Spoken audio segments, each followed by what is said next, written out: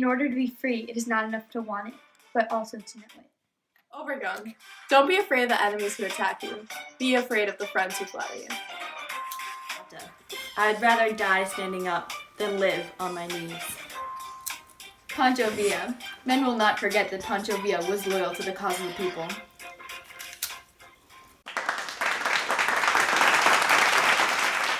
Welcome to Bravo. This is the reunion special of the real leaders of Mexico. I'm your host, Andy Cojina. Let's see what tonight has in store for us. Let's welcome in our guests, Emiliano Zapata, Pancho Villa, Venustiano Carranza, and Alvaro Obregón.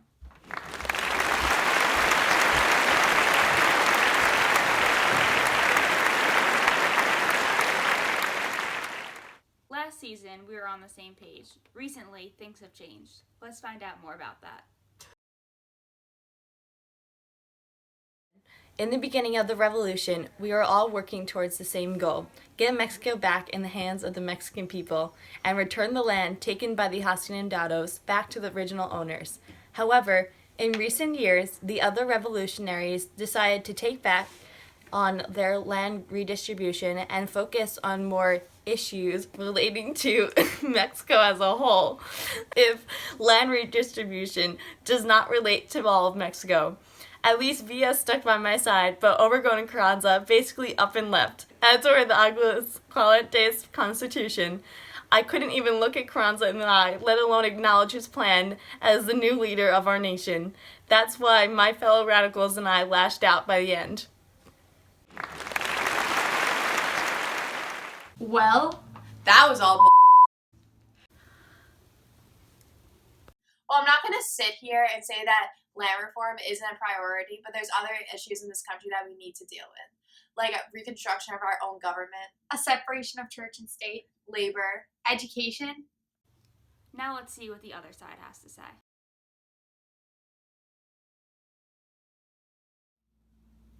I used to once side with Villa, back when many united to take down HOTA.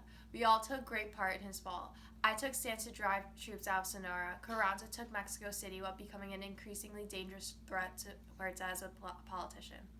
Villa was leading a revolution in Chihuahua, and Zapata was intensifying the struggle against landowners. We all worked together for a common goal. Villa and I were seizing the industrial centers in the north, but once HOTA fell, us victors began to split up. My once allies, Villa and Zapata, were now on the opposing side.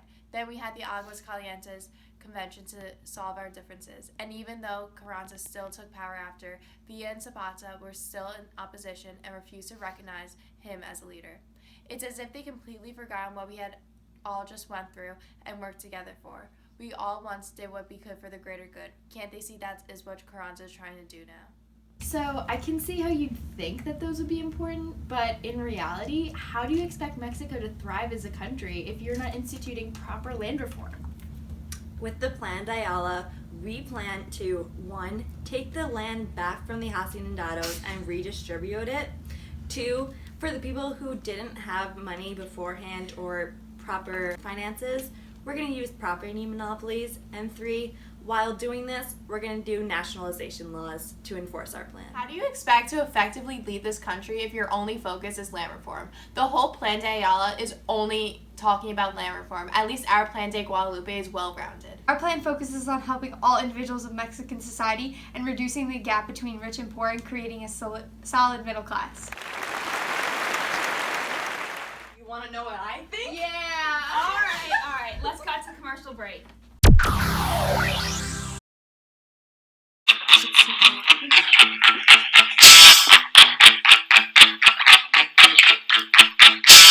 Mexican Revolution. The Mexican Revolution. The Mexican Revolution. The Mexican Revolution. It all started with the military phase. There were two sides, constitutionalists and radicals. On one side, it was Obregón, Carranza. On the other, Zapata and Villa. Colombia. Plante Ayala, all foreign lands would be seized. Plante Guadalupe, Carranza's counter plan. Constitutionalists adopt social reforms. Labor movement, independence, middle class. 1917 Constitution Convention. Final product radical with 4 major flaws. Mexican Revolution. The Mexican Revolution. Article 3, public education free. Compulsory land reform. Article 27, subsoil. 123, labor reform. Equal pay. And 130, no law established religion. Civil contracts, Zapata murder 1919. Carranza's term ended 1920. No land reforms went into place. Next was the end of the military phase. Carranza was murdered, trying to flee. Next reform phase. Will it lead to better days? Tuning in to the Real Leaders of Mexico, please welcome in our special guest, the United States of America.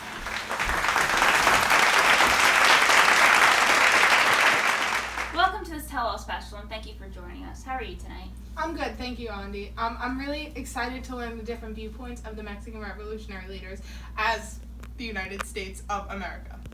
Next up, Pancho Villa expresses his opinion on the Mexican Revolution.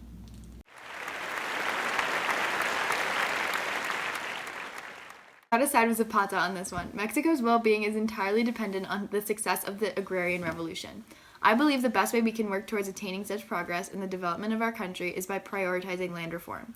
The Plan de Ayala that Zapata and his supporters presented at the Aguascalientes Convention outlines a beneficial plan aimed at focusing on Mexico's dispute over land distribution, which obviously has an effect on all Mexicans. And as he said, land redistribution pertains to all of Mexico. Just like his Plan de Guadalupe, Carranza's draft for this constitution is aimed towards boosting the middle class and spares no regard for any sort of agrarian reform, therefore completely failing to encompass any benefits for the rest of the country. I absolutely refuse to acknowledge a leader who claims to fight for the greater good, but fails to recognize issues that will affect the whole of Mexico. What do you think about Villa's video? I firmly disagree with Villa's statement that Mexico will not prosper without an agrarian reform plan. Personally, with my constitution, I believe that Mexico will prosper and all of its people. And United States, what's your input on this situation? I believe that in order for Mexico to achieve full prosperity, they must become a democratic republic with full-blown democracy, because my government represents or models off of a democratic republic, and we're doing just dandy up there. Great point. Thank you. In addition, Zapata, your plan is Villa, do you have anything to add to defend your claims? I'm going to stand by what I said in my statement. I mean, I am still a firm supporter of Zapata's Plan de Ayala. Now we're going to take a look at Carranza's viewpoint.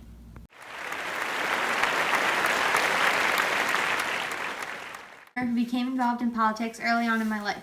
In 1910, I was the governor of Coahuila and joined forces with Francisco Madero in order to take down Porfirio Diaz and end the Porfiriato period. In 1913, I led the assassination of Victoriano Huerta after his assassination of my loyal ally Madero. I created a provisional government during my reign, and opposing forces Pancho Villa and Emiliano Zapata demanded social reform.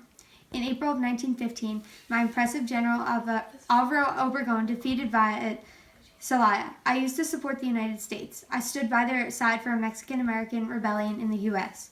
As for the role of the U.S. during my reign, I openly opposed their decision to occupy Veracruz and expressed my dislike.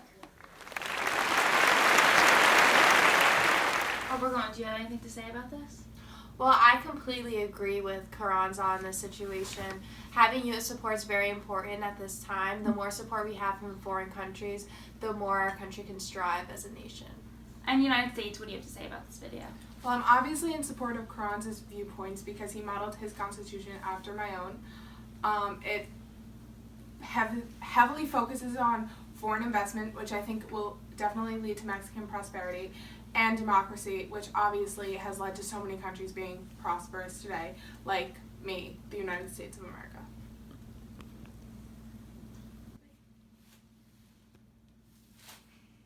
HOTA, any final words on this? Well, as I said before, it all ties back to land redistribution and the Agrarian Revolution. If we don't have a successful Agrarian Revolution and equal land redistribution, do we really have a prosperous nation? And that concludes our show. Thank you for tuning in to the Real Leaders of Mexico Reunion Special, Leaders Tell All. I'm Andi Kohina. Have a good night.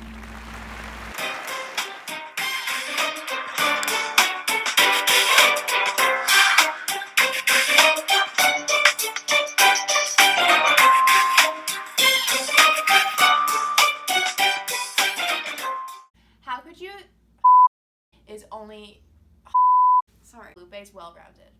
Or put Welcome to tuning in to the Real Housewives. Nope. This evening. Welcome. How are Thanks you for today? having me. I'm great. Cut her off! And Via, any final words on this? I'm not Via. Words on this? Forget Duncan. America runs on Mexico's oil.